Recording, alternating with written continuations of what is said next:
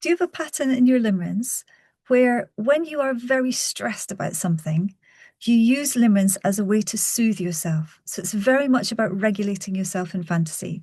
And if I could give you an example of this, say you are someone who's had an incredibly stressful day. You've had an awful day at work. And then at the end of the day, you go home and you immediately jump into a hot shower. You kind of just have that sense of, I really, really need to kind of take care of myself physically. You have a hot shower, you come out of your shower, you put your pajamas on, you make yourself something really delicious, you crack open a bottle of wine, you settle down with your glass of wine and your food. And what you're doing is immediately going into fantasy. And you're going into fantasy about lots and lots of lovely things about your limerent object. So you're really enjoying yourself in fantasy, you're really soothing yourself. Now, you're not focusing on how difficult the day was. You're not kind of trying to kind of ruminate or catastrophize. You're not doing anything like that. You are removing yourself from the difficulties of your day by going into fantasy. Fantasy feels like a reprieve. It feels like a safe space.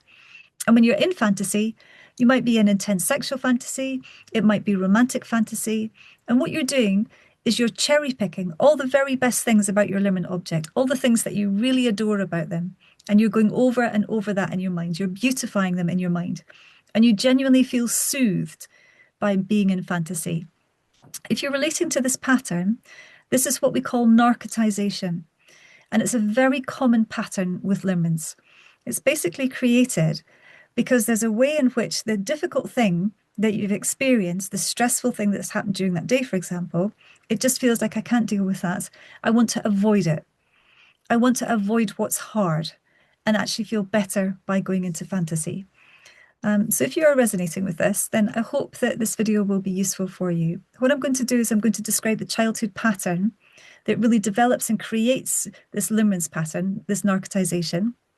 And then I'm going to describe what to do about it and how to start working with it. Because it can be very hard if you have limerence when it comes to narcotization. If this is your pattern, it can feel very difficult to let go of it.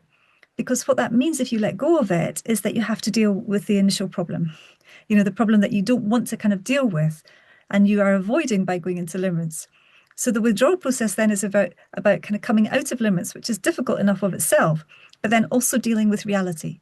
So it's a twofold process in a way, and it can be quite painful. So I hope what I have will be useful for you. Okay, so in terms of describing where this pattern comes from, for those of you who've been to classes, particularly the classes that I do on transactional analysis, you will have heard this pattern before. So just very briefly, for those of you who are new to this, there's a transactional analyst called Van Joins.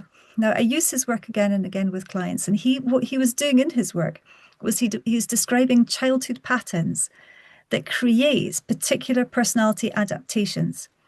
And the one that I'm going to be describing today is called Creative Daydreamer. Okay, I love the names that he has for these adaptations.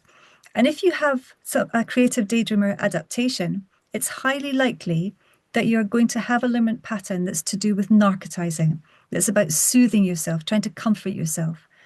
And the way that Van Joins describes the childhood pattern of the creative daydreamer is like this. So if you're a child with this adaptation, in some way, your parent or parents will have felt quite tentative to you. They will have felt like they're vulnerable. And you as a child, if you've been growing up in an environment where you feel that your parents are quite vulnerable, in some way you start to feel that you are responsible for them, that you have to kind of take care of them. And this is what we call parentification. Now, if you've watched my other videos, you will know that this is a kind of key part of having an insecure attachment style. Very common for fearful avoidant and also dismissive avoidant. When you start to feel that you are responsible for your parents.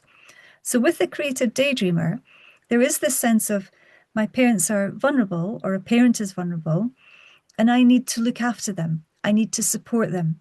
And what you're longing for is if I support them enough, they will be able to support me. Unfortunately, what happens is as you care for your parents and as you look after your parents, it becomes obvious to you that actually they're not going to be able to support you. They're not going to be able to help you. So what you realize is, oh, I have to manage myself. Now, you still have a longing for your parents. You still have that kind of desire to be connected to people. So what you do to try and cope with that is that you start using fantasy about another person or other people to try and cope with your own emotion. So you're actually trying to get your needs met in fantasy. And this is really, in many ways, the beginning of limerence. This is where a child will kind of learn, oh, I feel better if I'm thinking about somebody else. And in your childhood environment, very often the stress of looking after parents emotionally or a parent feels overwhelming to a child. It feels like it's too much. It can be really challenging for a child to be doing that because you're just a child. You know, it's not really shouldn't be your job, but if you have the creative daydreamer adaptation, it does become your job. So you have this sense of other people are too much, actually. Their needs are too much. And when it comes to my own needs, nobody's going to be able to meet my needs. So I withdraw and I withdraw into fantasy because that's where I can feel that I actually get what I need, you know, when I'm thinking about somebody else. So you are learning to soothe yourself in fantasy. And it's, as I said, it's a very common pattern, this pattern. And you can see absolutely how that will be connected to the description that I gave you at the beginning of the video of someone who, when they are stressed, when they've had a difficult day at work, they're not seeking help. They're not seeking support from somebody else. They're trying to manage their feelings by going into fantasy. So what do you do if you have this pattern? Well, it's very much about pulling you out of the dream state, which is what limerence really is. It's this kind of like reverie that you're going into, this euphoric recall. We have to pull you out of the dream state and get you kind of really located in reality. Now, being in reality, as I said earlier, it's going to hurt. It's really going to be painful because you're not being soothed anymore, and you have the original difficulty that's caused you to want to go into fantasy. So say I have that stressful day as an adult, I have a stressful day at work, and I think to myself, actually, you know what? It's really important that I don't go into limerence. I know that I'm in recovery from limerence now. I really need to stop the process. So what will probably happen to me is I will try and stop going into fantasy, and then I'll feel really bad because going into fantasy makes me feel better temporarily, of course, but it does make me feel better. And also, so I'm not in limerence. I'm stressed because I'm not in limerence, and then I have to deal with the fact that I had a horrible day. And really, if you have a creative daydreamer adaptation, you've never really wanted to have to deal with the horrible day. I don't know any of us who do actually, but you know, you don't want to. You don't want to, and also you don't have an awful lot of experience of dealing with difficulties because what's happened to you in childhood is that you've learned, oh, if I just go into fantasy, if I withdraw from other people, as a child, you often believe this, I think that thing will just take care of itself, you know, which it doesn't. It never does take care of itself. But this is the kind of belief that you have from childhood. If I just kind of ignore a thing, hopefully it will go away. Now, of course, it's not going to go away. It's really not. So one of the things that's very important when I'm working with a client who has this particular adaptation is that when they start to come out of limerence, it's really important that they have co-regulation, that's being soothed by another person, when they come out of limerence. Because unlike someone who's anxious preoccupied, what you're learning if you're anxious preoccupied is to actually say no to the co-regulation and learn to self-regulate when you're coming out of limerence. This is the thing that you're frightened of. But with this particular pattern, and it's usually clients who have fearful avoidant attachment or dismissive avoidant who have this particular pattern, like I was saying, it's important for you to learn to co-regulate, actually ask for support and help from another person. Because what's happened to you in childhood is that you stopped doing that. It's felt like I can't do that. You know, I'm not going to get my needs met, so I have to withdraw and meet them on my own. So when you come out of limerence, co-regulation is really, really important for you. I do suggest that people do this in sessions with either their therapist or their counsellor to begin with.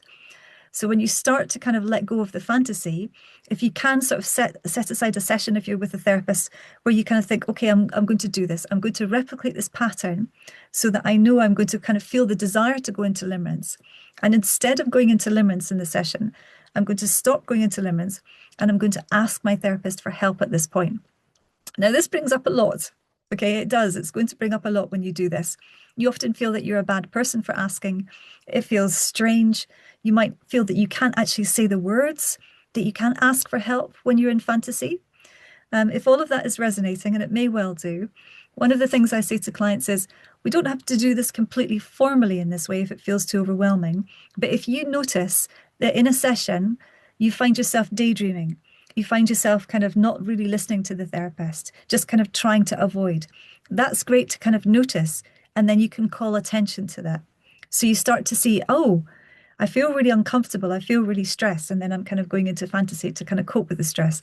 So one way I can deal with this is actually to kind of go, I'm stressed and I'm about to go into fantasy, so you can really start to work with that. I can feel myself wanting to cut off, or I've just not been listening to you for the last 5 minutes. I've been somewhere else. I'm sorry, I'm coming back. I need to kind of be aware that this pattern is happening when you and I are becoming intimate. So there's all of these sorts of things that you can start to pick up and notice in sessions. And it's very, very helpful to do that because obviously, when you're working with a therapist or a counselor, they're trained to kind of watch you and see what's kind of happening to you in a session. So they'll probably already be picking up on when you narcotize and when you disappear. You might find in a session that you're disappearing really quite a lot. I do find that with clients who have this particular pattern. So that's one way to start working with it.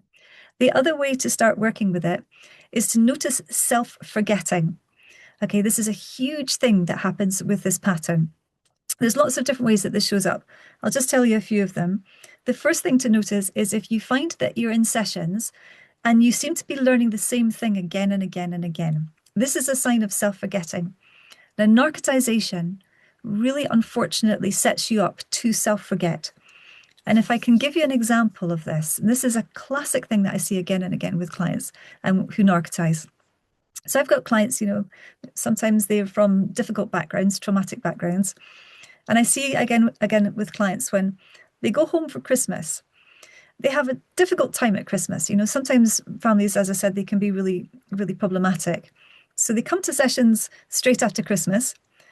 And very often they're saying, I had a really tough time. It was really hard. It was very stressful for me. So we talk about that.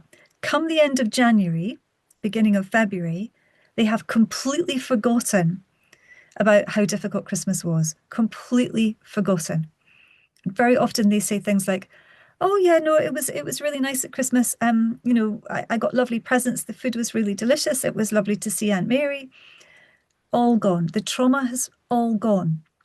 They can't remember it. They can't remember how difficult it was. Now, this is absolutely what happens when you narcotize with a limerent object. You cherry pick, okay?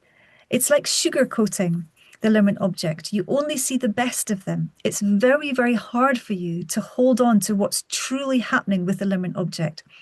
And the problem with this pattern, and there are quite a few problems, the main one is that if you're in a relationship with someone who's not good for you, it's very hard for you to hold on to the fact that this person is not good for you. You have a kind of positive framework in a way. So you're trying to see the best in people. You're trying to kind of see the good in them. And it's really hard for you to kind of hold on to difficulty. Narcotization does this. All right. So if you're resonating with any of what I'm saying here, if you can make sure at the end of a session that you write down what you've learned in the session so that you don't forget it. And it might be if you have the time to do this, if you're willing to do this, write down what you've learned at the end of each day. Really, really, really focus on what did I learn? What's happening here? What are the patterns that I can see? So that the next day you can hold on to that information and you can reread it to kind of remember, okay, so yes, that's what I did actually feel. Because certainly with narcotization, you are soothing yourself and soothing yourself. You have an automatic pattern where you're trying not to focus on what's difficult. So of course, that's exactly what your narcotization does. It is a defense mechanism and it protects you from what's difficult. Because this shows up not just in limerence, it shows up in lots of different ways. But it's not really helping you. It's not serving you. And this means with your limerent object that you often have a very idealized version of what the limerent object is. So if you're aware of that, I'm talking about cherry picking and idealization, putting the person on a pedestal. If you're aware that this is part of your limerence, one way of starting to work with that is to write down what's really going on with your limerent object. Are they, for example, somewhat of a disappointment in reality? That can happen. And if that does happen, write all of that down, because you may see absolutely that the person in reality is not actually the person you're addicted to. It may be that the person you're addicted to is the version that you have of them in your mind, the perfect version. And in reality, they might be a disappointment. That's very, very helpful for your recovery to kind of really be aware of that. The other thing to be aware of is that sometimes it's important with this pattern to kill hope. So, for example, if you're in a relationship with someone in your mind who cannot be with you, and again, the fantasy relationship in Limerence is very common, write down all the reasons that this person can't be with you. Now, it brings up grief, it brings up sadness, sometimes it brings up anxiety to really focus on this. But again, that's very, very helpful. A big part of kind of coming out of the narcotization pattern is to ground yourself in reality. Like I said, it's locating yourself in reality. It's very much about coming out of that dream state. And all of it hurts, okay? I wish it didn't. I wish I could make it easier for clients when we're kind of working with this pattern. All of it hurts. And, pretty much all of it hurts because, as I said earlier, that pattern with with narcotization, is that you are avoiding a difficult thing.